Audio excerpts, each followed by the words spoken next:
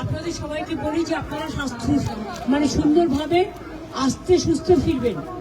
প্রয়োজন হলে আজকেও আপনারা থেকে যেতে পারেন।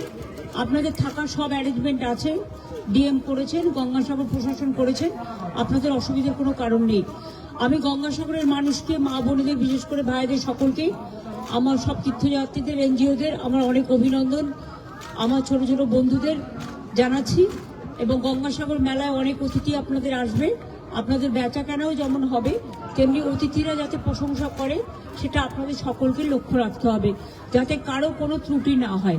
গঙ্গাসাগর মেলার জন্য পর্যাপ্ত পরিমাণে হাসপাতালের ব্যবস্থা, বেডের ব্যবস্থা, ডাক্তারের ব্যবস্থা, অ্যাম্বুলেন্সের ব্যবস্থা, আপনার বাসের ব্যবস্থা, সমস্ত বাস মানে একটাই সিঙ্গেল টিকিটে যাতায়াত করতে পারবে।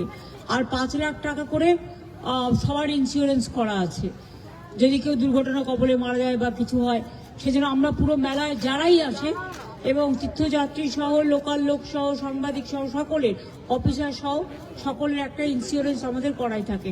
আর গঙ্গাসাগরের ব্যাপারে যে তীর্থকর ছিল বামফ্রন্টের আমলে সেটা আমরা তুলে দিয়েছি। সুতরাং আমরা মনে করি সবকিছু ভালোভাবে হোক। কালকে আবার আউটরাম ঘাটে প্রোগ্রাম হবে, দেখা হবে। সবাই ভালো থাকবেন, সুস্থ থাকবেন, সুন্দর থাকবেন। আর SIR এর ব্যাপারে আমি সবাইকে বলবো, ভুল ভাল করছে ইলেকশন কমিশন।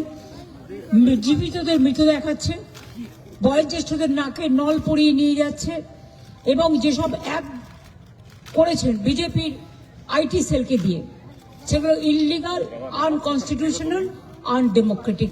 এভাবে চলতে পারে না।